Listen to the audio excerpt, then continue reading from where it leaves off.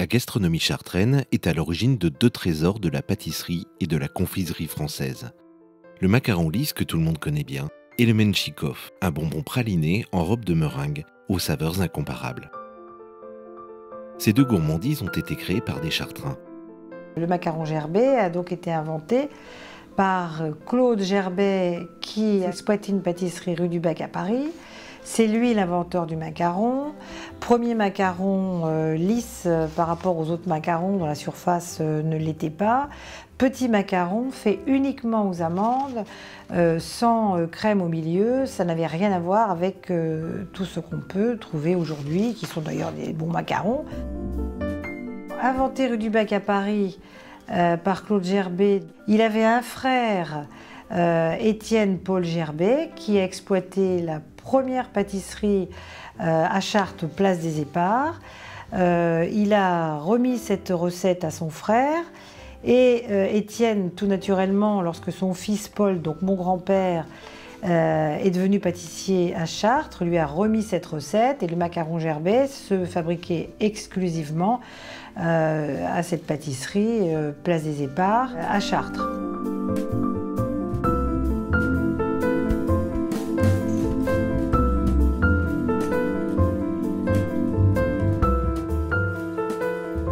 Le menchikov provient de l'alliance franco-russe. Donc en 1893, à l'époque, une euphorie s'installe en France par rapport à cette alliance. Plusieurs objets d'ailleurs sont fabriqués, on va dire, à la russe. Et également des produits alimentaires tels que la cigarette qu'on connaît, donc la cigarette russe. Et en Eure-et-Loire, les bosserons se disent bah, tiens, pourquoi pas, nous, on ne ferait pas un petit bonbon donc, à l'effigie de cette alliance. Et donc, Monsieur Doménil, sur Chartres, crée donc ce bonbon et l'appelle le menchikov que nous connaissons aujourd'hui. L'historique des menchikov, ça me tient à cœur parce que dans la ville de Chartres, tout le monde vend des menchikov et il y a toujours une petite légende qui ne correspond pas à la réalité. On assiste beaucoup sur l'historique du nom menchikov, mais ce n'est pas ça le plus important. Peu importe le nom de général russe, qui, voilà, c'était quelqu'un de célèbre à l'époque, il aurait pu s'appeler autrement s'ils avaient été un an avant ou un an après, sans doute. Il faut savoir que l'inventeur, c'est donc Léon Doménil, qui est enterré à Chartres. Léon Doménil, il avait une fille, Marguerite, qui s'est mariée avec Paul Gerbet, mon grand-père, qui tenait la pâtisserie Place des Éparts et qui faisait ce macaron. Monsieur Doménil crée ce bonbon qui donc a une recette à base donc, de praliné, amandes, noisettes, plus du chocolat noir et du beurre frais. Et un peu de vanille. À l'époque, il rajoutait un petit peu de colorant vert. Aujourd'hui, il n'y a plus du tout de colorant et on le fabrique tout blanc. Et comme vous pouvez le constater, ensuite, il est donc enrobé d'une meringue suisse qui, elle, est composée de blanc d'œuf et de sucre glace. La première étape de fabrication pour les menchikov, c'est le praliné. C'est la base du menchikov. Alors, c'est du sucre avec des fruits secs, les amandes et les noisettes. On va faire griller l'ensemble en même temps. Le sucre il va devenir un caramel et on grille les fruits à cœur. On fait torréfier les amandes et les noisettes en faisant un caramel avec le sucre. Tout ça c'est grillé en même temps.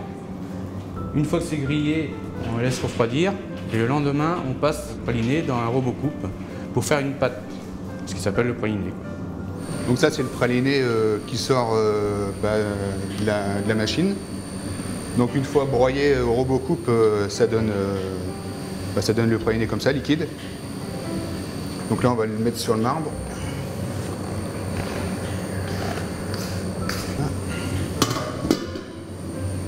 Après je mets du beurre dans le robot coupe là-bas, avec un peu de vanille. Et puis du chocolat fondu. On fait tourner.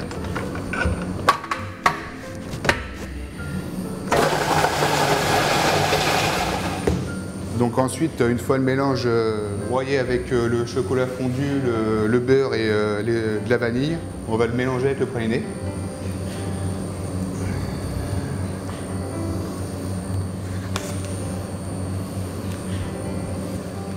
Cela en même temps qu'on le mélange, on le table. En fait, on le refroidit à la main, quoi. Quand il commence à être un peu pâteux comme ça, sans que ça coule, que tout coule de la palette, c'est que ça commence à refroidir. Puis on le sent, il est plus épais de toute façon. Donc voilà. Donc après on le met dans ce cul de poule là, qui est là. Donc après, une fois le mélange tablé, bon, après on le met dans les cylindres.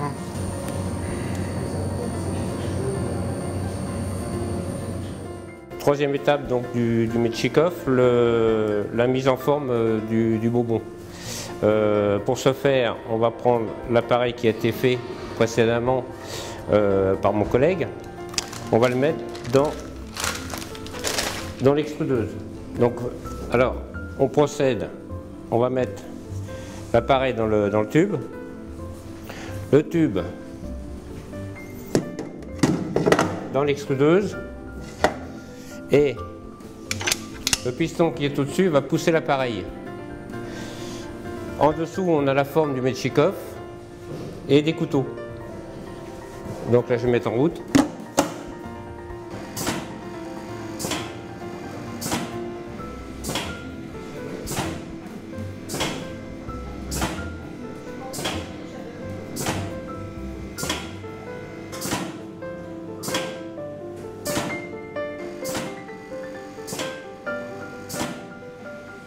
Donc on va arriver donc à la dernière phase du Menchikov, donc l'enrobage.